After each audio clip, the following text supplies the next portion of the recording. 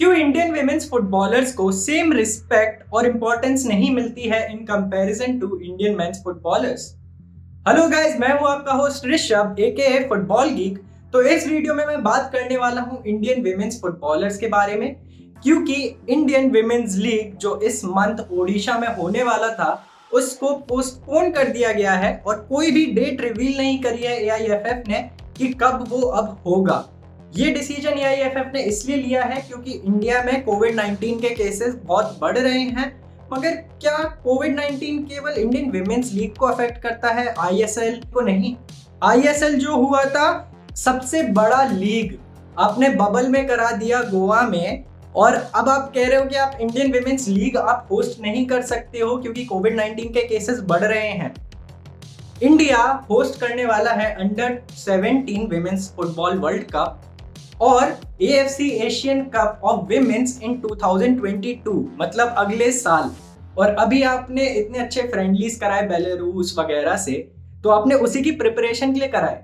मगर अब Indian women's footballers अपने घर पे बैठेंगे, वो फील्ड पर नजर नहीं आएंगे, जबकि उनको फील्ड पर होना चाहिए क्योंकि ऑलमोस्ट 1 साल का टाइम है उनके पास इंडिया को रिप्रेजेंट करने के लिए इतने बड़े प्लेटफॉर्म पर AFC Asian cup of women's. क्यों ऐसा इंफीरियर ट्रीटमेंट मिलता है इंडियन विमेन्स फुटबॉलर्स को और इंडियन विमेन्स लीग को?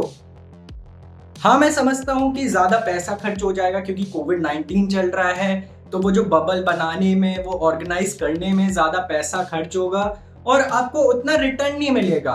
मगर क्या आप केवल पैसों के बारे में सोचोगे या फिर आप इंडियन विमेन्स फुटबॉलर्स के फ्यूचर के बारे में सोचोगे और आप इंडिया के फ्यूचर के बारे में सोचोगे?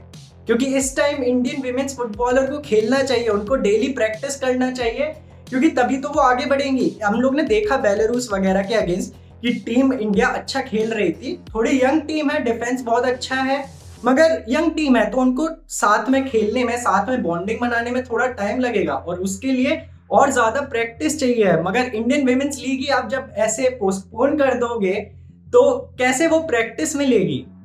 और साथ ही साथ रोमा खन्ना जो कि डायरेक्टर थी of tournament for the local organizing committee, तो इंडिया जैसे होस्ट कर रहा है अंडर 17 विमेन्स वर्ल्ड कप और AFC Asian cup for women's, तो उसकी टूर्नामेंट डायरेक्टर थी रोमा खन्ना और उन्होंने रिजाइन कर दिया है कुछ पर्सनल रीजन के कारण।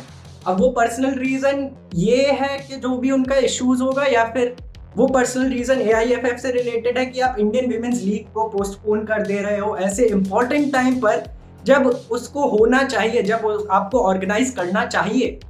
और रोमा खन्ना ने ही सक्सेसफुल बिड करा था अंडर 17 विमेन्स वर्ल्ड कप के लिए जो 2022 में होने वाला है, और AFC एशियन विमेन्स कप के लिए भी उन्होंने ही सक्सेसफुली बिड किया था।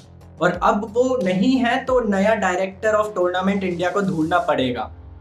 मगर क्या ये केवल इसके कारण हुआ है कि उनके जो पर्सनल रीजंस थे, या फिर ये इसके कारण हुआ है कि AIFF इंडियन विमेन्स फुटबॉल को उतना सीरियसली नहीं ले रही है?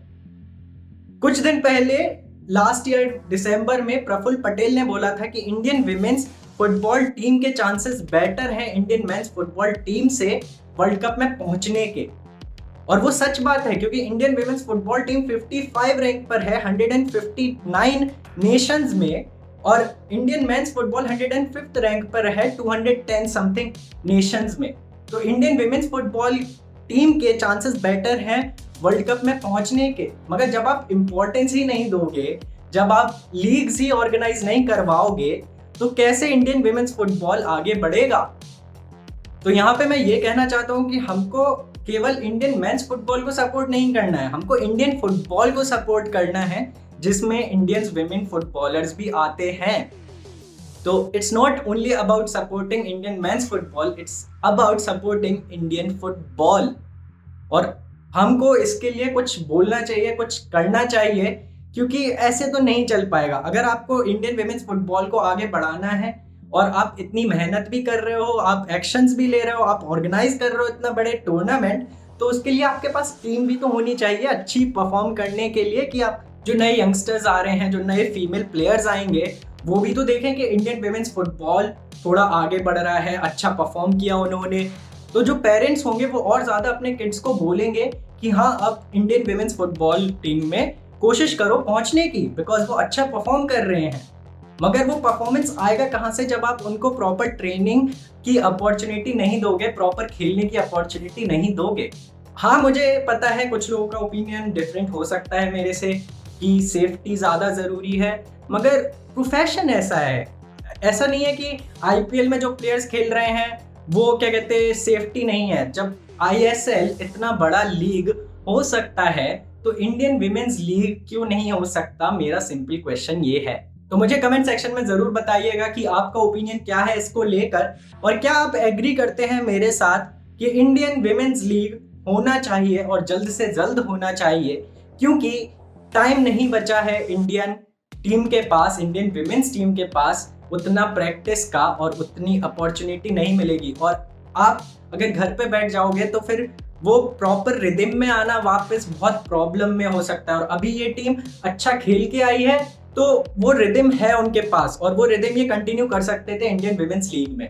तो मुझे कमेंट सेक्शन में आप जरूर बताइएगा। मैं जल्दी वापस आऊंगा अपने नेक्स्ट वीडियो के साथ इंडियन फुटबॉल से रिलेटेड। तो सब्सक्राइब जरूर कर दीजिएगा इस प्लेटफॉर्म को, क्योंकि आपको इंडियन फुटबॉल से रिलेटेड सारी इंफॉर्मेशन और ओपिनियंस इस प्लेटफॉर्म पर आपको मिलेंगे।